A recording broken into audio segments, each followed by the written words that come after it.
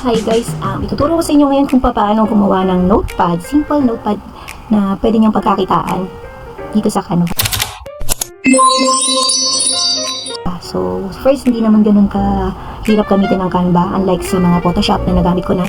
Itong Canva, sobrang friendly siya na pati templates, from templates, pwede ka nang kumita sa Canva. Pero ngayon, ituturo ko sa inyo kung paano from scratch talagang makakagawa ka ng madalian lang. So, ganito lang siya kadali. Hindi ako ganun kagaling sa Canva, pero nagagawa ko naman yung mga binibenta ko din online. So, gusto kong i-share sa inyo kung paano ako kumikita gamit itong Canva, na konti lang yung alam ko sa Canva, pero kita ka talaga. So, let's start. So, from this scratch, gumawa ka lang din, punta ka lang sa file, tapos, paano ko nagawa to? Punta ko sa file, tapos create new design, tapos piliin mo lang yung A4 size. Okay na yun. Baka karating ka na dyan siya. So, ayan. Bali, una kong ginagawa yung background ng notepad natin. Binibenta ko to online. Or sa mga kamag-anak lang guys, pwede na yun. Pwede ka nang meron at meron susuporta sa'yo. Hindi palaging wala. So, meron at merong mabuting tao guys na tutulong sa inyo. So, ganun lang din ginagawa ko ngayon. I'm trying my best na makatulong din sa inyo. So, eto, tools. Punta tayo sa tools. Then, sundan nyo lang guys. Shapes. Tapos, gawa ka ng square. And then, baguhin mo yung color. Halimbawa, green, light green, ganyan. Diba? Sakit sa mata. Ganyan ako gumawa, guys. Tapos, isa ulit na square. Punta ka ulit sa shapes. Sa tools. Tapos, eto ulit. Shapes. Tapos, click mo yung square dito sa taas. Then, yan. Gawa ka ng yan. Sulitan ng loading konti. Konting-konti. Yan. Hindi ako artist, guys. So, self-proclaimed artist lang ako. Pero, ayan, ginagawa ko to para to make a living po. Para sa mga clients ko. Yan. Na, kailangan kasi talaga, guys, matuto ka eh. Hindi pwedeng wala ka talagang alam sa mga konting basic designing kasi darating yung oras na kakailanganin mo yan. So, magkakasundo naman kayo ng ng client mo kung ano yung gusto niya, ng color na gusto niya para sa'yo. So, ayan. Para sa akin, okay ka sa akin. Kasi kanya-kanya sila ng taste eh. Maaaring maganda sa isa, hindi maganda sa isa. So, ikaw na yung makipagkasundo dun sa sa client mo. Hindi naman niya i-approve yan. Hindi mo yun naman ipiprint hanggat hindi niya i-approve, diba? So, ganun lang din.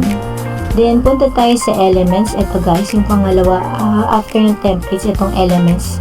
Ayan, click mo yan, tapos type mo flower. Yan, kanina kasi nakapag-design na ako. So, type mo lang dyan flower. Ayan, tapos pili ka nung walang crown. Kasi pagka may crown, may bayad na yun. So, ito muna. Halimbawa, yan, ganyan. Kuha ka ng flower dyan. Kanina gumawa na nga talaga ako nito. So, medyo na-explore ko na. Click mo lang yan. Pipindutin mo lang para ma-resize. Dito ka lang sa, babago siya yung cross niyan. Yung mouse pointer na yan. Nagbabago pag pumunta ka sa sides. Ayan. So, ganyan lang. Pindot ka lang na ganyan. Ayan, ganyan lang ginagawa mo guys. Kikita ka na yan. Kung masipag ka, ayan, pwede mong pagkakitaan yung Canva na yan. So, hindi na kailangan ng maraming tools ngayon. Kasi may mga free naman na AI.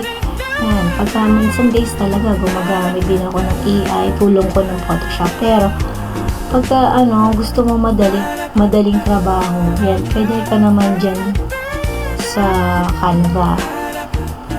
So, ito na guys. Ito na yun. Disclaimer, hindi ako ganun kagaling. Pero, guys, I promise you, pag pinag-aralan mo to, balang araw, matututo ka talaga. So, yan. Ang ginagawa ko lang guys, pinapoint ko lang dito sa mga sides. Ito yung pagre-resize. Dito naman, pagka-crop. Ayan, nakita nyo. Nagbabago yung mga mouse pointer yan. Yan, ganyan. Naging creative ka lang. Lahat naman tayo may creative side. May bad way side tayo. So, pero pag nagkasundo kayo ng buyer mo, okay yan. Next naman po, itong lines. No? Punta ka ulit sa tools, pasampilin mo naman yung lines para naman maging yung memo pad natin. Click mo dito, tas drag mo kanan, and yan. Nakita mo guys, hindi siya stable. So, burahin ulit natin, di ba? Pindutin mo tong lines, tapos click dito, tapos pindutin mo yung shift, hold mo yung shift, tapos ganyan, para perfect yung pagkaka straight line niya. So, paano konti? So, yan, hold mo ulit yung shift, tapos yan, tapos isog mo na siya dito, move mo na rito, somewhere here, tapos parang gusto ko pang haba ng konti, para sa akin lang guys gusto ko siyang habaan. Tapos, kung gusto natin baguhin tong, di ba, sobrang bold naman yung lines, punta ka dito sa stroke, tapos pindutin mo yan, tapos Ctrl D. Pindutin mo yan, tapos Ctrl D. Tapos asog na, kurong, sana kasi ganun. Tapos Ctrl D ka na lang din ulit. Ctrl D, Ctrl D, Ctrl D.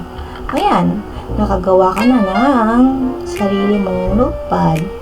Tapos i-type mo na yung, punta ka sa text pala, guys. Sorry, ang bis ng kamay ko. Punta ka sa text, ayan, pili ka lang ng, may lalabas na dito sa baba. Mamadali ako, guys, tinatago na ako ng aking alaga. So, ganun ako kumikita, guys, may alaga pa. May alaga pa ako niyan.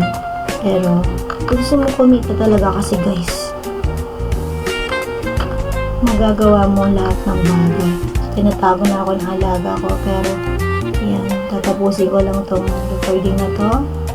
Yan, baguhin mo yung font style, punta ka dito sa canvas, itong sa taas na to. Hindi mo kasi yan, lalabas na yung iba't ibang Sa susunod, tuturo ko sa inyo kung paano yan babaguhin. Pero sa ngayon, ito lang muna. Yan, taka ng halimbawa, hanapin mo yung chili. Yun ang paborito ko kasi. Pero pwede na rin itong more sugar para maganda na rin. Tawag na talaga ako guys sa alaga ko.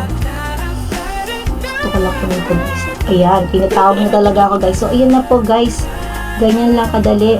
Sa susunod, follow me for more.